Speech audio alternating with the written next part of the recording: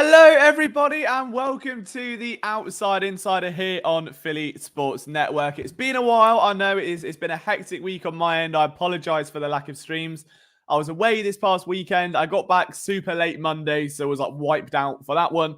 And then Wednesday, all kinds of chaos ensued with all the Eagles roster updates and some PSN stuff on the back end. But we're back for Friday's stream. We'll be here again on Monday, of course. And then it's game week. And then we're alive. The Eagles and the Packers taking place now. I think we're, 9 days away from Eagles-Packers down in Sao Paulo. All the chaos that's going on with, I think misplaced chaos right now about the Brazil game and the views about it. I'm sure we'll touch on that a little bit later on. But between now and then, we've got a lot to get through. The Eagles have recently published their 53-man roster. So today we're going to be taking a little bit of a look at that. Bird Brain is just reminding me it's 7 days. So my clock is all over the gaff. But so it's 7. So it's, this next Friday, isn't it? So it'll be next Friday night or Saturday morning for those in the UK that will be watching. Super excited. But as we said, before we get to that, we do have to go through the 53-man roster and just see who they're bringing to the table. Like who made the cut, who didn't make the cut. Who is this Hirsute man? What does Hirsute mean? And what has he done with it? I don't know what Hirsute means, but that sounds nice. I'm going to Google it. That doesn't sound... That's either very nice or very bad. It's chest. Their chests, apparently. It means chest. Hairy. I'm a hairy man. I'm a hairy man. Look at Liam's beard. Right, before we get into anything else, the content you will come for, Liam's beard watch. Look at that. Look at it. And what I've done, chat, right, over the last week is, if you notice, I've actually trimmed away at the cheeks, right? So all of this little fluff here, and I've given myself a chin strap and a moustache. Now, it's an unconventional look, granted. Do I pull it off? Who's to say? I'm not Aaron Judge. But, look at that. Not even, it's just a little helmet there. It's just a statement of, he has it puberty now. Yeah, that boy over there has got a facial hair and a moustache. So it's not even just a one-off. He's like, we thought he was luring us in with the chin strap, but he's also got a moustache. So the hair is growing. I still can't do anything with that. It is the worst trim I think I've ever had in my life. But even that, look, a little bit of flavour to it now. Spiking everywhere. If I say what I think, Timor says I'll be spended for 6 months. So I cannot say. But look, I think we're rolling. And talking of rolling, we'll get to the roster in just a sec. If you're new to the stream, if you haven't left a like already, if you could, that would be absolutely stupendous. Good evening to Duck. He says to talk to me about the 70-man roster. What are we going to do with the 2 open practice squad positions? We will get to all of that in just a second, my friend. And Ron says, what's up? Not a lot. I'm all good. I hope you're all good as well. I hope you're all enjoying your week. I know it's been a wild few days for the Eagles. I was going to share the Eagles roster. There we go. Right, I've got it on. I'm being a boomer again. Bear with me 2 seconds. And we will share this here. Nice. Okay, so this is the Eagles roster. We're going to go through position by position, sort of like we did with the prediction, only this time, analyzing it. So quarterbacks, they've kept 3, as expected. Jalen Hurts, Tanner McKee there, QB2. Make no mistake, that is not by accident, all right, for the Tanner banner waivers. I'm amazed he's not QB1. I'm amazed he's not QB1. In all honesty, we know Pickett's number 2. It's obviously just alphabetical order, I would assume, at that point. Excuse me. But yeah, you're not expecting much. Like, there was a brief part of me that really hoped they would move Kenny Pickett on, because I'm convinced that man is like, the second coming of Mark Sanchez. I don't think there's any value he's given this team other than tangible upside that isn't tangible. It's like putting on a plus 1,000 parlay, knowing it's not going to land, but knowing that if it does, you do win like $100 off $1. It's not going to land, but it's what you got to be in a lottery to win it, right? You got to be in it to win it. So that's what they've done. Obviously, they're financially tied to him, which is fair, but they keep Tanner McKee. Not overly mad at it. It's a solid QB room. I spoke about this in the article breaking down the offense yesterday, that compared to last year, like, would you rather have Marcus Mariota, Kenny Pickett? It's a lesser of two evils. You're stuck between a rock and a hard place. But I think Mariota at least fit the system. He at least fit what the Eagles were trying to do. I don't know what Kenny Pickett fits. I'm amazed he fits in the Eagles uniform, to be honest with you. It doesn't look comfy. Isaac says thoughts on us replacing Marlon for Byron Young. I will get to that in just. I'll tell you, we'll get to that now before we get. No, we won't. We'll save it for defensive tackle because what happens is, Isaac, I start going through all the comments and we end up 40 minutes deep telling me that I look like the fella that played Matey Boy in The Whale, and I'm not ready for that just yet. All right, I've got some positions to talk about. Shout out to Little G, who as always is letting us know he's a big fan of the Eagles. He thinks they're going to win 14-3 in the opener. Well, that could mean the season record, but both are valid. He's going to be an uncle, and it's a girl, and she's going to grow up an Eagles fan, which is just brilliant. So love that there from Little G. Kenny Pickett, QB1 in Brazil. And with that comment, moving on. Running backs, there were no surprises whatsoever. We knew Saquon Barkley was going to be the head of the table.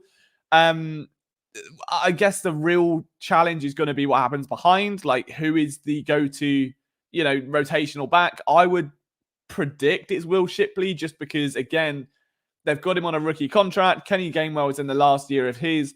Even if Shipley is like a step behind where they want him to be, and maybe a step behind Gainwell in terms of production, you have got a back there that you can grow, and he's not going to get better without exposure. So you want him to get as much game time as possible, and they'd be wise to do that. So the rotation set, I like it. It's one back lighter than last year, but as opposed to DeAndre Swift, who obviously got injured, and Boston Scott, you've got someone that, while has had injuries, is one of the most talented backs in the entire league, if not the most. That's probably a stretch. But in terms of gifted skill sets, you're not going to find many better than Saquon Barkley. He just hasn't really been put in a situation to do what he does best. I also don't think he's going to get as many injuries behind that Eagles offensive line. So it should be good. Birdbrain says he has Gainwell ahead of Shipley. I don't know. I would say if it was me and I'm playing Madden, I would be putting Shipley first because he's a longer-term option. You're probably not keeping Kenny Gainwell unless he comes back for peanuts, and you're just going to draft a replacement anyway, or find a late trade somewhere. So you want to give him the exposure. But out of the gate, he probably will give you more upside. My guess would be they're going to split those carries and those reps fairly evenly to begin with. Like, Gainwell has got a wealth of experience now. Like, let's not forget, it was only, this time last year, had it not been for DeAndre Swift, that a lot of people, even with DeAndre Swift, were kind of thinking Gainwell might just sneak RB1. That Swift was still great value, could be a reclamation project to some degree, needs to get it all together. But Gainwell was coming off of that postseason where he displaced Miles Sanders, was looking like he was going to take that next step. So out of the box, you might get more from Gainwell, but I think long term, there's more reward from Shipley. So we shall see. You kind of look like that fella that played Maggie Boy in The Whale. Enough of that. Enough. Pickett looks lost out there. Yeah, before we get him his name off the screen, it's a disaster. Isaac says he's surprised Will Greer can beat out Kenny Pickett. And I agree. Like, it makes you wonder what you're not seeing behind closed doors. I would say that if Kenny Pickett can be that bad on camera for, 2.5 preseason games, essentially, how bad is Will Greer when we're not seeing him? Like, we didn't see much of him the entire preseason, but how genuinely poor must it be for Kenny Pickett to be in that situation where he's like, well, got to keep Kenny? I don't see it. I think it's a contract thing. But again, I haven't seen much of Will Greer. It's hard to make a judgment, It's like trying to judge a car without driving it. You don't know. It looks nice, but it could be an absolute mess under the hood. And we're not there at the NovaCare complex every day. Like, we can't give that kind of insight. But yeah, it is what it is. I also don't think he's caught on anywhere, is he? Let's have a look. Let me just quickly Google him a sec. I want to know if he got picked up somewhere. Oh, no, he's on the practice squad, isn't he? My bad. Complete brain fart there. So let's move down to wide receiver. They keep 5. AJ Brown, Britton Covey there, wide receiver 2 over Devontae Smith, you'll notice. So he has had a very good... no, I'm joking. So Brown and Smitty, obviously, WR1 and 2. Jahan Dotson will be your starting slot receiver. Britton Covey, WR4. Johnny Wilson there as well. The 53 predictions I had, I just kept getting tricky with it and putting Johnny Wilson at tight end. He is a receiver. I think both Covey and Wilson have benefited from John Ross burning out as opposed to burning up the turf. Ineas Smith, gutted he didn't make the roster. I think the trade for Dotson very much cemented his growth in year 1. He ain't going to get the exposure that he wants. We'll see. I mean, like, realistically, this team's going to win now. They don't have time for a project. And as good as Smith could be, I think the tape that we watched was very apparent. There's a lot of work to be done. The preseason and the training camp only further highlighted those flaws. So, even though he did improve as the summer went on, I just don't think there's enough there to warrant giving him a starting spot. And that's from someone that is a Smith truther. All right. I was on this guy very early. I wanted the Eagles to pick him. I was amazed when they did. And it sucked that he couldn't come out the gate swinging. But that's what you get when you take a receiver at that sort of range. As for Johnny Wilson, I think he's got a bit more of a versatile use, I suppose, over Smith. Much bigger receiver, much more physical, incredibly gifted route runner. If you remember the Clemson tape we watched, FSU even, brilliant receiver. I think with him, you can line him up at an X spot and still be effective. But then at the same breath, you can have him at a flex position as a tight end or a nub tight end. You can have him in the slot. You can use him out of the backfield on a motion. You can use him as a down blocker. There's a lot you can do with Johnny Wilson. And because of that, I think he just easily shoehorns him in. So, yeah, Smith is on the IL. I forgot about that. There's a couple guys that I will say I found it funny how we made a joke, didn't we, last week, that they could just kick James Bradbury in the leg and give him a little kick in the shin and send him to IR. And I think Howie Roseman got the memo because he's now picked up a hamstring injury and is out for 6 to 8 weeks, which is I'll tell you what, that's a really unlucky injury there. Everyone is gutted. Everyone on that team, from his teammates, the coaches, the front office, everyone is fuming that someone left a rake out there on the field for him to just stumble into and hit him in the head. It happens on a football field. Accidents happen, but it's a bloody shame, right? And it's lucky that the IR exists because, my word, without that, I don't know what they will be doing. So, all part of the fun. We'll scroll down. Tight end. Very, very interesting here. EJ Jenkins didn't make the roster. He is back on the practice squad. Grant Colcaterra backs up Dallas Goedert. I don't know how I feel about that, if I'm honest. I mean, there is a lack of depth, and then there is just abandoning all hope and just going, fuck it, it's fine. I like Dallas Goedert. He has been one of the premier pass catching tight ends in the league. Injuries are a concern. They always have been. The soft tissue injuries, he's missed a week here, he's missed 2 weeks there, he's missed 3 weeks there. And when you've only got Grant Colcaterra, who has only flashed minimally during his first 2 seasons in the NFL, it makes you wonder. That's a worry. It's the one spot on this offense you worry. And I don't think last years was much better. The only real difference is that Albert Okwuegbunam, pronounced it right, was on the team. He's now on IR. So realistically, they're probably going to carry 3 tight ends depending on the game and the matchup when Albert O gets healthy, unfortunately. But I could also see Johnny Wilson playing a role there as well. So Birdbrain also says Jack Stoll obviously is a shout. Duck mentioned he's on the practice squad. That's not a bad shout either. But again, it's just another middling backup. You've got Dallas Goedert and 2 guys that really haven't done much of anything. So look, I think Colcaterra's got the upside. I've liked what I've seen from Grant Colcaterra when he's been on the field, towards the end of last season. I thought he had a strong preseason. Is he going to be a tight end one? Is he going to be someone that you can rely on for 300-400 yards a year? Probably not. But of all the tight ends they've had in the last 4 years, he's probably been the one. And I'm talking the undrafted guys, like the Tyree Jacksons of the world, the Jack Stolls, the Jim from Wawa, all of those guys. I think Calcaterra has been the best in terms of you can see something in him. Stoll's a serviceable blocker, but at the same time, you're saying serviceable blocker like many of us look at tight end blocking. We don't. You just say he's a serviceable blocker because he's not catching passes and he's getting 60% of snaps, and you're like, well, he must be doing something out there, and you just assume that's it. I can't name you a time Stoll has jumped out the screen as a blocking tight end. I will say that Dallas Goedert's got much better as a run blocker. Really, really improved over the last 3 years or so, probably since the departure of Zach Ertz, and it might well have even contributed to them being comfortable saying goodbye to old Zach. But yeah, it's light. I think Albert Erwar, as Duck and Burbrain mentioned, that Jack Stoll could be potential contenders to be called up. But for the time being, it works. It's there, especially with this offense and the amount they're going to spread the ball around. I don't think they're going to run a ton of 12 personnel. A lot of fans and people on Twitter have been harping on about 12 personnel, this and that. I just don't see it. I really don't see it. What the whole point in that offense is to get the best players possible open. And those players consist of Devontae Smith, AJ Brown, Jahan Dotson, Saquon Barkley.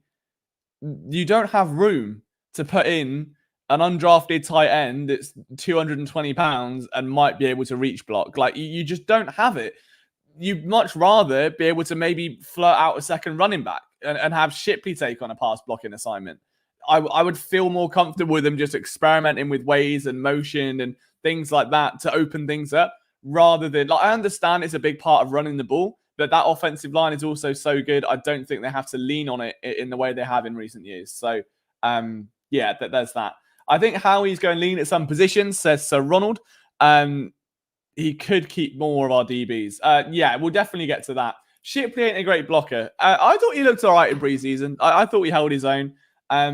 Again, it's one of those things where it's just going to take time, Saquon Barkley is going to be the X factor for that discussion for sure. Like, I see what you're saying when I mentioned like the 2 running back sets and stuff. Like, Kenny Gainwell's probably got an edge hit there for him.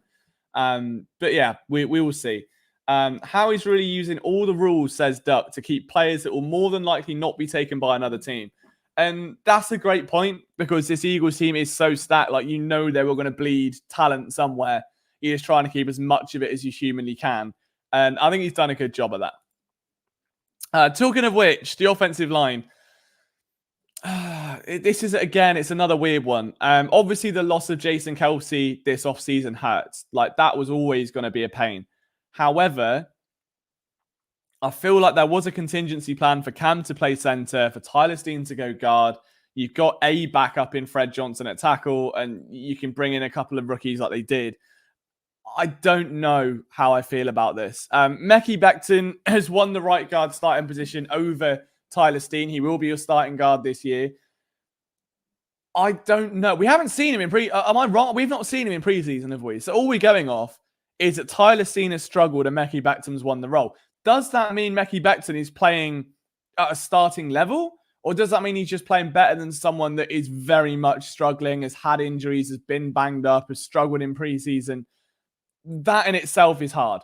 Like, I know he's a veteran. I know he's been around the NFL. He's a former first-round pick. There's going to be a lot of pressure there at that right guard position. I think other teams are certainly going to try and put a red circle around that in terms of matchups. But the line itself, Becton, obviously Dickerson's going to be the other side. Jurgens in the middle. And your 2 tackles will be Jordan Mailata, Lane Johnson. The bookends are fine. Nothing to worry about there. The depth on the interior is what worries me. So behind Becton, Tyler Steen has done nothing. Darian Kinnard makes the roster. That's good. I like that. Trevor Keegan makes the roster. I like that. I still couldn't tell you a single Fred Johnson snap outside of the penalty in preseason game 1. I don't think he's actually done that much. Can I go on his PFR? I just want to see his snap logs if I can. So I know he's been around a little while now. He's 6'7", to be fair. I changed my mind. Meaty man. Big meaty men slapping meat. Yeah, so he just played special teams last year. I wanted to see if he actually got... Oh, no. Sorry, take it back. Week 17. Maybe I'll go back to week 17 against the Giants then, and see if I can find a tape for it, and we can break that down on stream perhaps, because I want to know what he looks like. Like, not physically, but in terms of, like, as a tackle, because I haven't seen him that stands out. So he could be solid, and we could be underrating him. I think it's just a notoriety thing. Like, it's the same sort of thing, I guess, of like Isuro Peta when he was kept on as that guard. You didn't know until you had it. Or someone like Vaitai, I guess. Like, you can have tackles that aren't brilliant but can just about do a job. And I think that might work. The other caveat here is that Becton obviously has the flexibility to move outside. He's played right tackle for the Jets for a while now. If there's an injury to Lane Johnson, if you're going to... I hate to put this even sort of hypothetical out there, but if you were to wager on there being an injury to either tackle, your money would be on the older guy that's already had multiple ankle surgeries. So if Lane goes down, you can put Becton to that right tackle spot. However, that's then going to put Tyler Steen at guard. So there are questions over that depth. However, I don't think it's a concern. You know, it's more being fussy that this isn't. This is the thing, I think, with the offensive line. It's not like linebacker. It's not been a position deprived of talent for the better part of a decade. This has been an all-pro unit that have had the same pieces for near enough, 8-9 years?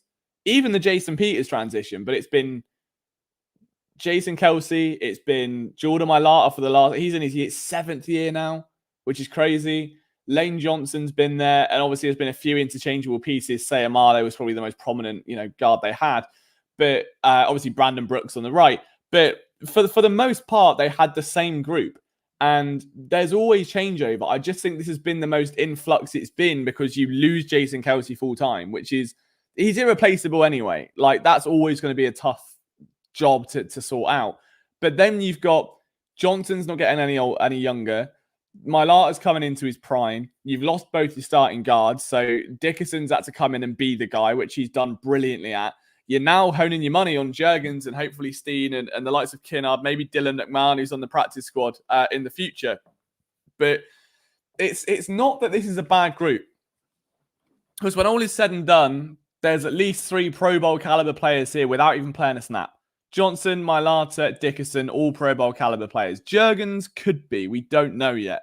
But all signs are positive. I feel like if there wasn't positivity or confidence, we would have known about it by now because it is not a position that Howie Roseman takes lightly, and there would have been a replacement. So no concerns for Cammy J. But depth-wise, it's just that we're not in this position anymore where this is the greatest offensive line in the league by a country mile, and it's unchallenged, and the depth is remarkable, and it's just this endless factory. It's now at a point where you're bringing in, like players that might be rushed into roles. Someone like Tyler Steen, I don't think is quite there yet. And it's the first time I can remember that happening, where there's an offensive lineman that just maybe isn't quite ready. So, yeah, I don't mind it. I think it's a solid group. The starting 5 are great. Juergens is a Pro Bowl caliber guard, says Duck. I like Juergens. I think Juergens is very, very good. I'm intrigued to see how he looks this season at center for sure. Yeah, I think like 4 out of the 5 pieces are great. You've got 1 question mark. The depth behind that's also a question mark, and it also ties into the tackle depth. So there is a complex thing there. But you are also saying like, oh no, my $8,000 steak is a bit rare and I ordered medium rare. No one gives a shit. It's $8,000 steak. You can afford another one. All right. You've got a premium steak, a premium, as you guys would say. Like, it's the context of it. This is a very strong group. So I'm not overly concerned with the offensive line, despite, I think it says a lot if the main question mark this summer for the Eagles, really, outside of the corners and the safeties, has been, what about our backup guard? Like, it's an embarrassment of riches. That's the issue this team has. The biggest talking point the Philadelphia Eagles have is backup tackles and guards. They're doing very well. We don't need to panic about it, is my take on it. Marlon Tuipulotu just went to the Chiefs practice squad, which is very interesting, says Birdbrains. So I will touch on that in a bit when we get to Byron, when we get to the defensive tackle spot. Literally didn't play in college and learned very quickly and effectively, says Duck, about Cam Juergens. And yeah, very much hard to disagree with that. Let's get to wide receiver. I know we've done our defensive line. Here we go. Well, that's now changed. So they've gone very heavy at defensive tackle, although I love how edge rushers aren't defensive linemen, according to this. So that's great. Defensive line, obviously, Jalen Carter, Jordan Davis will be your starting tandem. Behind them now will be a combo of Milton Williams, Thomas Booker, Moro Ojimo, and Byron Young. Now, Byron, former Alabama product, was a 3rd-round pick with the Raiders. I think he only played 6 games in his rookie year. Started it on the PUP list, which doesn't mean he had puppy dogs. It meant he had, physically unable to perform. And that was that. They were kind of hoping he'd have a big year in year 2, but there was a change notably in not just coaching staff, but front office stuff as well, which just meant that he didn't necessarily align with what they were trying to do. and he got kicked out. So it's an interesting pickup. Obviously, Alabama, it was more of a like part from what I've seen. He's not a Jordan Davis type player. He's not a nose tackle. And the only thing that I think scares me somewhat is that they've only got one true nose tackle in Jordan Davis. Jordan's a different animal. Like, well, I've said this a lot, that a lot of the criticism he faced last year, I feel, was unjust. But there isn't another man behind him that is of a similar stature and size and can move piles and take on double teams and anchor the way he can. I don't think Byron Young is that guy either. Like, Byron Young is very much a, not a one-trick pony. I think that's doing him a disservice, but he's a pass rush and defensive tackle. All right, he's someone that will get into the backfield and generate pressure. Very rapid. I'm pretty sure he had like a 4.4 40-yard dash time or something. I want to say, I might be wrong if someone wants to double check that. But yeah, just another freak athlete out of Alabama, defensive tackle, will do the job. Obviously, they see some value in a third-round pick being available on waivers, which is solid. Isaac asks, who is Thomas Booker? He's not Booker T. He is Booker. Oh my God, he is Booker T. Booker Thomas. Booker T. Booker T plays for the Eagles. Can you dig it? Sucker. Look at, there you go. There's one for the boys. There you go. Thomas Booker. Booker T will be playing for the Philadelphia Eagles. What a revelation. That has made my night. So that's exciting. He looked good in like the last couple preseason games. But yeah, I'm not overly familiar with him outside of that. But again, lower risk guy, I believe, former undrafted free agent. I'm amazed they've kept this much off their defensive linemen. I know I've said earlier on in the season, or the offseason, that the biggest part of that Super Bowl run in 2017, likewise a couple of years ago, was the defensive tackle spot. Again, 2017, when you had Timmy Jernigan, Fletcher Cox, Bo Allen, and the other one, I forgot. I always forget one of them, and it changes every time. That's going to wind me up now. Destiny Vial. Have that ball knowledge. Yeah, having those four was just a relentless combination. So I get why they want to stock up, especially in a 3-4 where you want to rotate guys. Someone like Milton Williams can line up over the C gap, the B gap. He's very versatile. Ojomo's dangerous from multiple spots. Carter's dangerous from multiple spots. There's a lot they can do with the players that they have. So I like that. I think it's a good combo. I'm intrigued they kept Booker. I'm amazed they did. And it's, again, not a shot at him. I could just kind of see him being maybe pushed to the practice squad. He could be one of them where they just wanted to keep him and not have him exposed to waivers. It's a high possibility. But for now, he makes the roster, and that's solid. So defensive tackles are in. If you are new to the stream, guys, or you're just checking it out as we hit the halfway point, hello, guten Tag, come on, tap L2. If you could leave a like, that would be tremendous. If you've got any questions that you want to ask me, feel free to drop them in the comments. If you're on Twitter, you can just type it in there as well. But YouTube's the place to be. Philly Sports Network's the channel. You can come hang out with me and all the boys and do the YMCA and talk about the Eagles. I don't know what more you could want on a Friday night. So if you leave a little like for me, that would be beautiful. As we get on to your morning brotherly shove Dunkin' Donuts. I think I bloody will. It's not available in my region. Okay, right. Well, that's not good. I find that's very mean, actually. I want a Dunkin' Donuts coffee. Give me a Dunkin' Donuts coffee. Edge. Brandon Graham, Bryce Huff, Jalix Hunt, Patrick Johnson, Nolan Smith, Josh Sweat. Very intriguing group. A lot to talk about. Obviously, if you're looking at a starting tandem, it's probably uncertain, I suppose. One would assume, but assuming makes an ass out of you and me. Remember that, kids, if you're watching this, okay? Assuming makes an ass out of you and me. I said that to someone the other day, and I felt so empowered. It's like my favorite saying of all time. But if we are to assume Bryce Huff is going to be a starter, I would not have him start. He did his best work as a rotational edge rusher for the New York Jets when he was coming off the edge against beaten up, worn down offensive lines, just mauling through them like the freak of nature he is.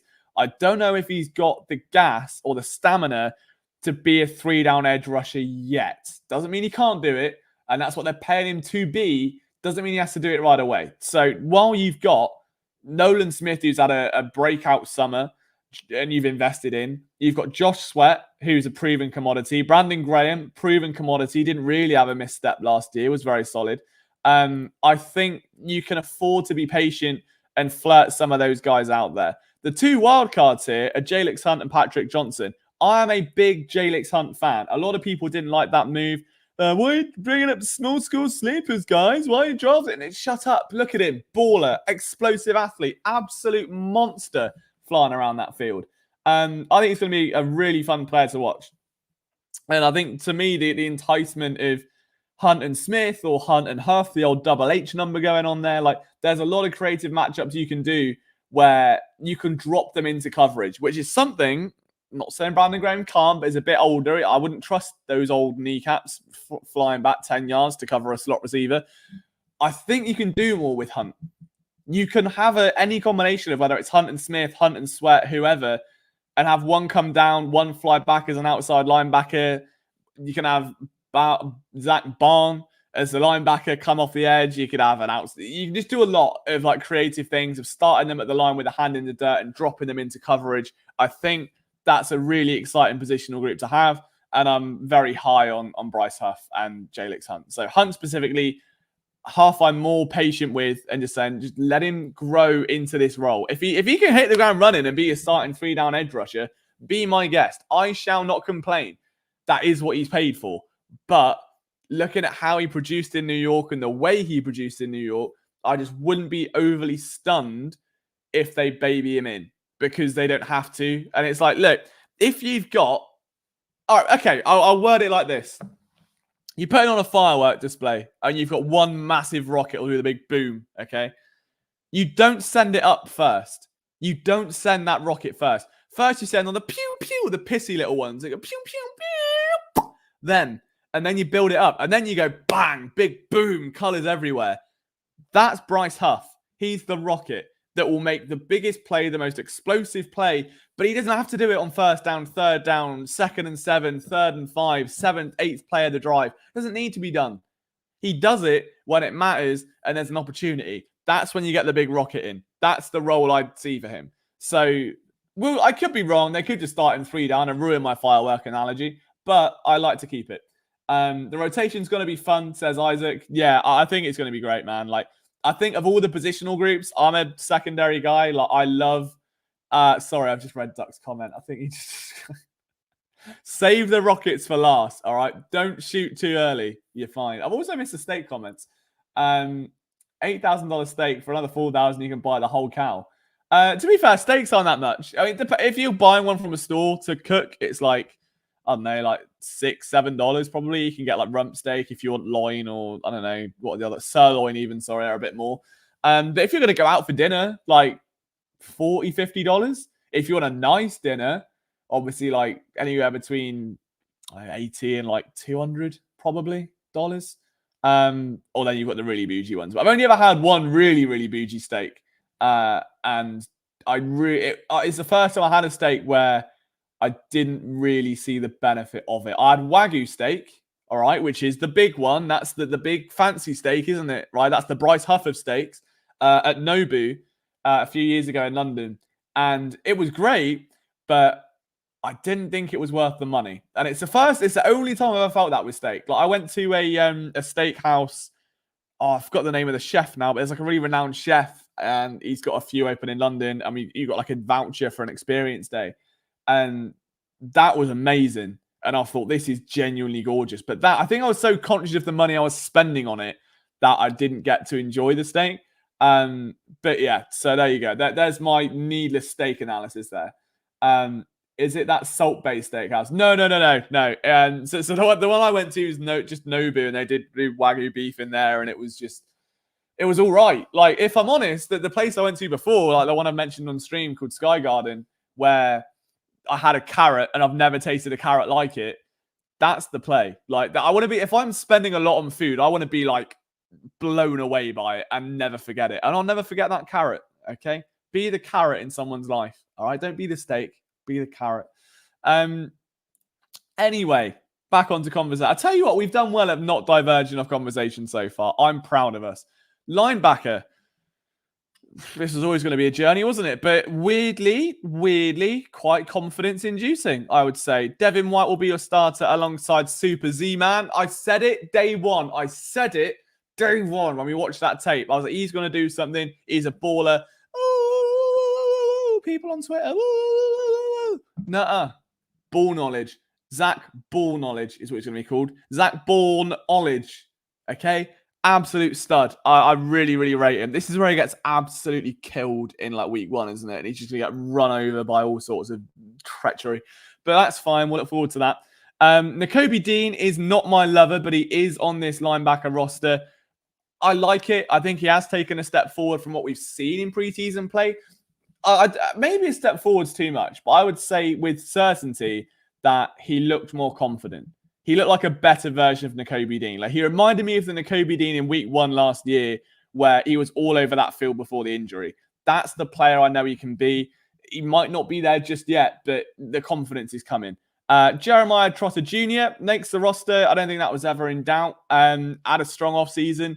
And again, I think it just benefits him that he didn't get picked where everyone assumed he would go. Again, me. There was no way he was going in the second round. And if he was in the second round and he hadn't beaten out Devin White and he hadn't beaten out Zach Bourne, already these alarm bells would be ringing. But instead, you're like, doesn't matter, mate. He cost us 50 cents and a gumball and a Wawa coffee. It doesn't matter. All right. You can take as long as you want to develop, Jeremiah. You go look at your book over there, mate. We're playing a game. And he can develop away from the pressure without the spotlight to live up to his dad's reputation and become his own player. And I think that's so vital. So hopefully we can see him sprinkled in beyond special teams and we see him in defensive action and he can begin to just generate that confidence and get used to the play speed of the NFL and the familiarity. But early signs are good, I would say there with Jeremiah Trotter. And finally, Ben Van Sumeren makes the roster. Special teams guy, BVS, got a cool name. Not more I can say, really. He'll be a good special teams contributor, and that's the end of that. There's a watch party with a halftime drone show. What does that mean? A drone? What? There's just one drone flying around doing kickflips, or what? Or is it like? Oh, I guess it's like 15 of them doing shapes and flying like an eagle. I would guess, but is that free? I'm not paying for a drone show, but I'll have a look at it. Let's have a look at this a sec. We'll come back. I'm intrigued. What have we got here? $30 for a halftime drone show, everyone. Why? Oh, you can get in the locker room for $50. That's pretty cool. I'd rather do that than there it is. Right. I take it back. However, it just does look like something from Winter Wonderland. All right. And that's expensive as it is. I'm not paying for it twice. So looks okay. Would look good on social media. Is it worth $30? We'll find out. Get a taste of Brazil. We're sidetracking. Let's get back to action here. All right. I've broken that again now. Excuse me. Yeah, I thought it might be. Yeah, it's like a light show. Okay. Right. I'm glad. Right. We're back here. Bear with me. Let's get to some of your comments before we get to the remainder of the roster. Where is Oreo BJs? Don't know. Oren Burks, gone, preferably. Far away. Far away.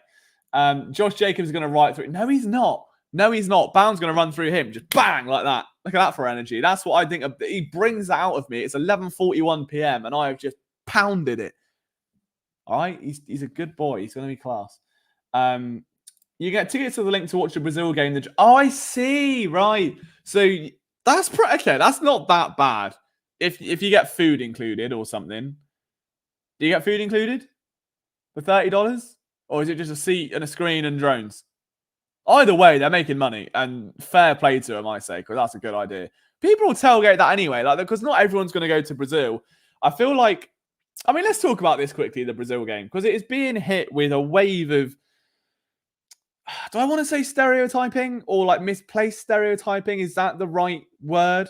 Where a lot of not even media outlets, but it's almost like fear mongering, from bigger Twitter accounts of oh, well, players are being told they can't wear a watch and players have to keep their phones in their bags. You should any city you go to, little bear. Yeah, you should. If you go somewhere new and you're not familiar, especially that Brazil isn't the mecca that America is in terms of like, financial well-being. So I know Sao Paulo is hardly like the favelas, but look, it's not the worst. You can't be flying around with your belongings everywhere, all right? It's the same if you went to Egypt or you went to Turkey. You just don't do it, all right? You look after your own belongings. You're not 7 years old. You're an adult. Look after your belongings, all right? That has nothing to do with Brazil. That's just common sense, lads. But then to put it on like they can't wear green because of this, and Brazilian fans are going to kick off and say, let me just get this out there. Brazilian fans are going to kick off and there could be violence and it's going to be hostile, and Eagles fans can't wear green. It's absolutely pathetic. It's genuinely pathetic. Like, the NFL would not put an event on in a country where the players or the fans would be safe or unsafe. This is one of the most expensive corporations in the world. All right. This is a corporation that is trying to globalize itself with each passing year. And the worst possible nightmare would be going to a risky venue and putting people in that will just massively negatively impact PR should they get hurt or should players go through any kind of incident. They would not host it if there was going to be any remote danger of that. So it's Sao Paulo, right? They have a Formula One race there every year, or they did, I think, until they moved the track. But like Interlagos, they have a track every year. Like Buenos Aires, that's Argentina. I'm spitballing F1 now, but like it goes off without a hitch.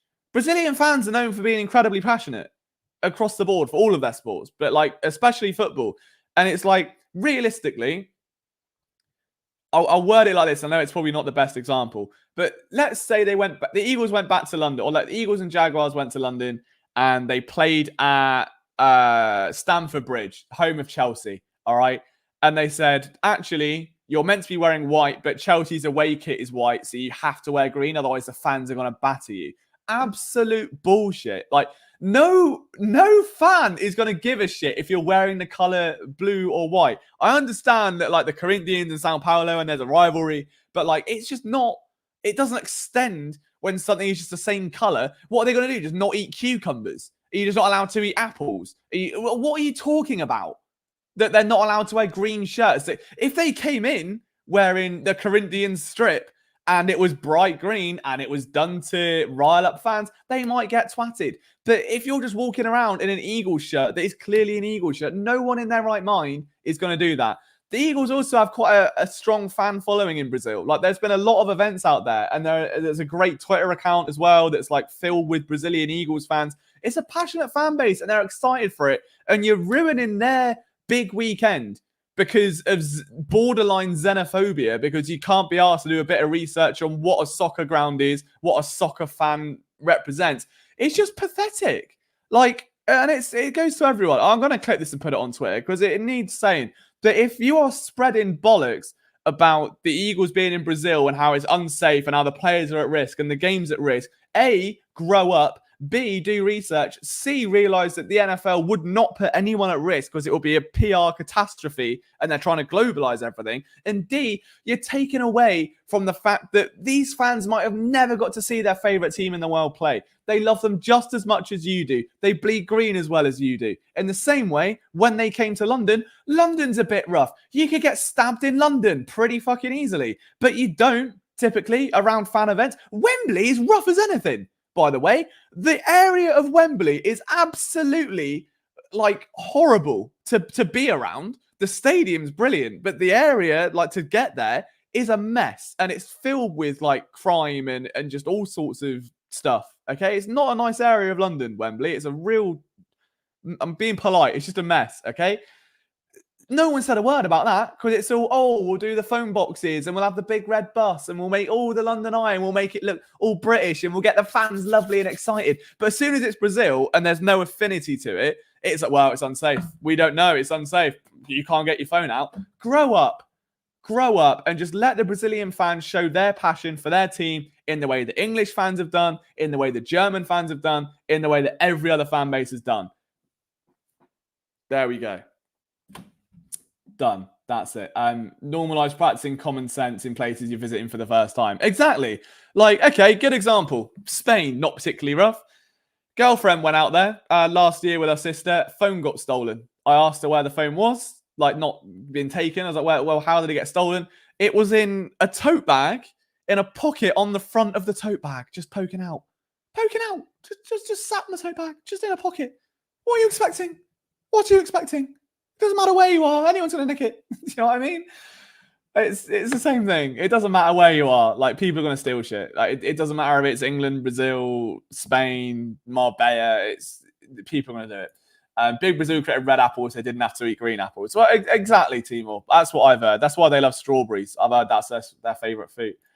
You can make the UK sound rough. It's a different kind of rough. It's a different kind of rough. I think like London rough is gangs in a different way of like American gangs. It's like getting G checked on the way home and people with knives and beating you up and nicking stuff, and even like moped robbery, like scooters. Like, people will just ride scooters around and like nab iPhones off tables and stuff and out pockets. And there's a lot of like theft and petty crime and gang related like stuff. America's much more, again, having not been, I would assume, gun related. So there's an intrinsic fear associated with that. So like, in terms of fearing for my life, I would probably fear for my life more in America than London, but I would fear being beaten up for no reason more in London. If that, like, I feel like I could walk around Philly and be all right, but London, I feel like at any point I could just get absolutely twatted. And that could be misplaced. I might fuck around and find out when I come out. I've got to stop swearing tonight. It's a Friday evening. I apologize. But yeah. I can tell you, says Dutt, that the stadiums in Philly are in a really nice neighborhood with mostly blue-collar homes. Don't park in their spots or piss on their walls. They're going to be nice. That's cool. I like that. Just don't piss on their walls. I can't make promises. Roadmen in London are getting no diff by the average American. I would love to see American like criminals and gangsters v UK. Like let's just get the prison system, get all the American criminals, all the UK criminals, and just like put them in a battle royale in a wrestling ring and just see what happens. Like, and they've got weapons under the ring, and like just let them out, let them have it, and just see who wins. Because I think Team UK batter them. Like, we're hard, and not in that way, but at the same time, we could also get absolutely killed as well. So, be interesting. I would be a nice, fun entertainment there. I'll do like a SmackDown versus Raw mod of it or something. In Fortnite, whoever wins gains freedom. We have strayed so far from this roster overview. Right, let's get back to it. We've only got 10 minutes or so to go. Let's bring this back up. Right, defensive back. They've just put them all together, have they? They've given up. There is what they've done. They've just absolutely given up. Look, it was bad enough when you've got defensive lines specifically being defensive tackles, but when you get to here, defensive back. Which one? Corner, safety? Nah, defensive back, mate. We'll play it. We'll play it. It's fine. What's going to be next? Running people. They're just defensive backs. People who catch the ball. There you go. There's your offense and your defense. All right, let's get into it. So Reed Blankenship, JB is gone. Thank the heavens. There is help up there after all, because I could not deal with that man marauding my secondary. Cooper DeJean. Let's take it back. Let's go safety and then. Have they done it like that anyway? I feel like they have. They have. Okay, right. Here are your safeties. See, there's no definition. Awful. Reed Blankenship, James Bradbury, Cooper DeJean, Gardner Johnson, Maddox, Tristan McCullum. Bradbury's gone, so that leaves us Blankenship, DeJean. Although I thought DeJean made it as a corner, so that's. Look, I'm questioning the Eagle. I don't know what they're doing. They've got it wrong here. Anyway, realistically, it's going to be Gardner Johnson, Reed Blankenship. We knew that. Maddox can be your backup. I'd take Maddox all day over Bradbury, but I don't think there's a ton more upside there. And then Cooper DeJean maybe flexing in. I think he's going to be more nickel-based, like especially if Maddox stays at safety, because you're going to need some level of stability over the middle. But with that said, you've still got Ricks and Ringo. Like, that cornerback group is absolutely stacked. Like, that is OnlyFans content. Quinion Mitchell, Darius, and Isaiah Rodgers. Okay, he is top 3 starting corners. Brilliant. I think Isaiah Rodgers has been such a great pickup. I don't think that has been stated enough about how took a year off. Obviously, he was suspended. The Eagles pick him up as a bit of a gamble, if you pardon the pun. And he just becomes, I'm starting CB2, mate. And what? No, never a doubt. I think that's really impressive for him. And behind, Keely Ringo had a blistering preseason. Eli Ricks, bottled up Tyreek Hill, if I remember rightly, last year. Has been great. in spurts, had a solid preseason as well. So I like it. The only one we haven't mentioned is Tristan McCullum. He exists and will probably be a special teamer and a bit of depth. The practice. Oh, it's the deepest position on defense. Okay. Split them here. Yeah, split them there, lads, but have them all together on that one. Honestly. All right. Well, obviously it's cornerback, isn't it? Yeah, ball knowledge. Who's voting edge rusher? Who's voting off-ball linebacker, bro? 3% of 3,700. How much is that? Oh, out a few hundred people.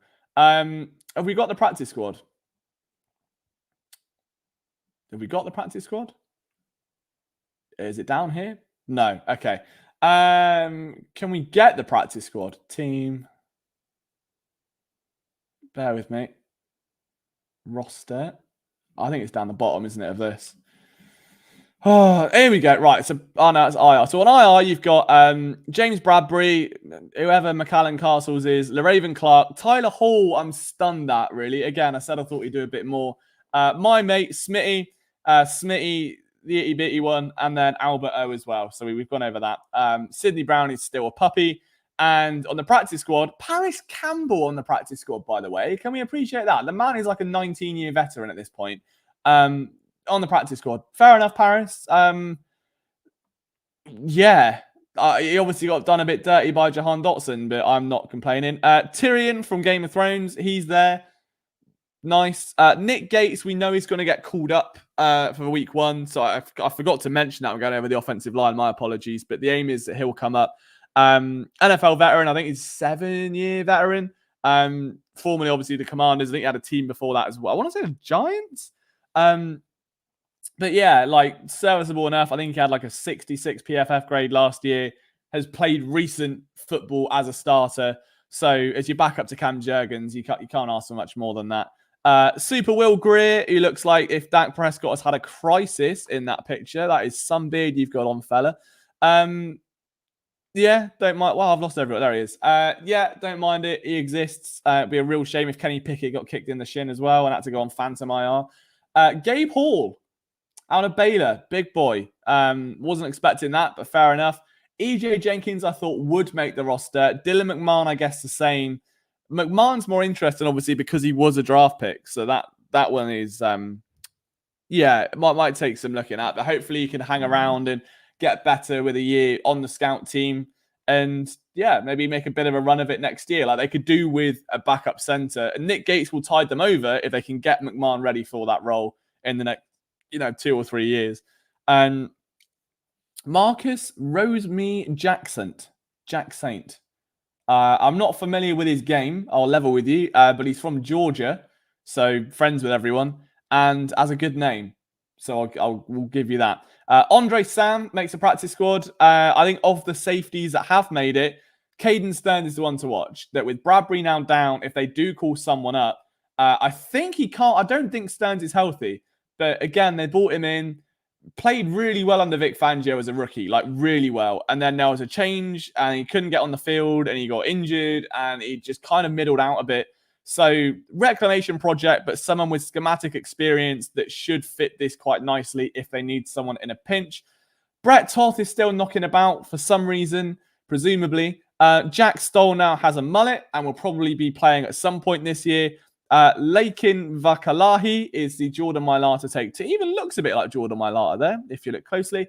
And then you got JT Woods, who I believe they've just signed today. Again, not overly familiar with his game, but I can do some digging for next stream. Let's have a look at where we are now. Who've we got? You got the bottle of water, empty your pockets, mate. It's more, honestly, it's more the... I don't want to defend roadmen. Roadmen are intimidating in bunches, honestly. They're if you watch Top Boy on Netflix, that's your best insight into how different it is, I guess. And the accent's far more fun to mock when you watch Top Boy. I had my mum running around saying all kinds of stuff. And I couldn't understand half of what she was saying. And I realised that she'd be like, "Oi, mum, we're doing blood." I'm like, "Hello, mother. Can I have a cup of tea, please? Hello, nice to see you." So she loves it. Coop is both the safety and the nickel, I guess. The team's starting to like KC offense and defense 2021. That's a very good analogy, Greg. I like that. I really like that. I think that depth-wise, it's just unchallenged at this point. There are so many players who have to grow into their position. I wouldn't bet on the... Really? I would. I have. Yeah, I look. If you look at their schedule, right, really quick. Just look. I'm not a betting man. I would never promote betting on this stream. Right, game by game, very very quickly. Packers 1-0, Falcons 2-0, Saints 3-0, Bucks 4-0, Browns 4-1. Trap game. Giants 5-1, Bengals 5-2. Jags 6-1, Cowboys 7-1, Commanders 8-1, Rams.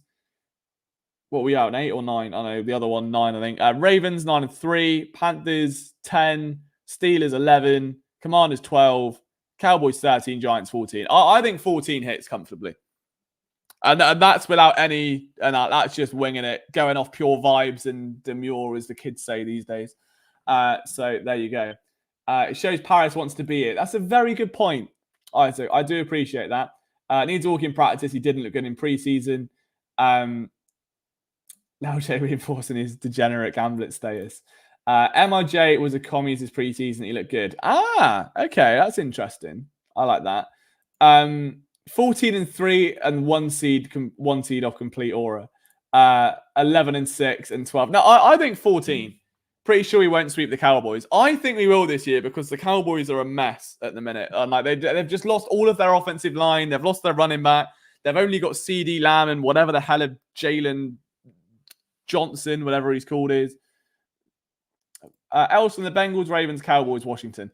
I would say I think the Browns. I think the Browns might do it, to be honest, if Deshaun Watson heats up. Ravens probably will. I just can't see the Cowboys. I'm telling you now. I've said this all off season. Washington will finish second in the division. I do not see the Cowboys as a threat.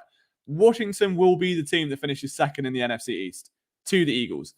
That's my prediction for that. But we'll go over more predictions next week. We'll try and get a few. Oh, hang on. Now they got Zeke and Rico Dowdle with Dalvin Cook on the practice squad. Elite backfield. Just tremendously elite backfield. You love to see it. I'm really scared of them, actually. They might win the lot. But yeah, I appreciate you all hanging out today, guys. And over the past few months, it's been great to obviously be back in the saddle doing another off-season. It's my first off-season of live streaming Eagles content, which has been pretty fun. So yeah, it all gets real next week. We've just got a few more days until Eagles football is back on our screens in Sao Paulo. Cannot wait to go through it with you. I will be live streaming the game as a watch along. So there will be one. If you want to watch it with us, come hang out on Friday night if the feeling's right. And we can watch the Eagles. Well, what a sight, you know? I appreciate you all, guys. I hope you have a tremendous weekend. We'll be back on Monday for another show at 6 p.m. Eastern. If you could leave a like on your way out, that will be absolutely lovely. Just leave them in this little bucket here. I've got a bucket here for likes, so if you could just drop one in, just like this. Here's your like. Just pop that in. Thank you very much. Enjoy your night. See you later. Bye. Bit of that. That would be lovely. Until then, enjoy your weekends. Have yourself a drink on me if you should so choose to indulge in that. If not, have yourself some Doritos and sour cream sauce. Enjoy whatever you're going to be doing over the course of the next few days. I will see you on Monday. Go Birds. Take care. I can't find the exit again. See you next time.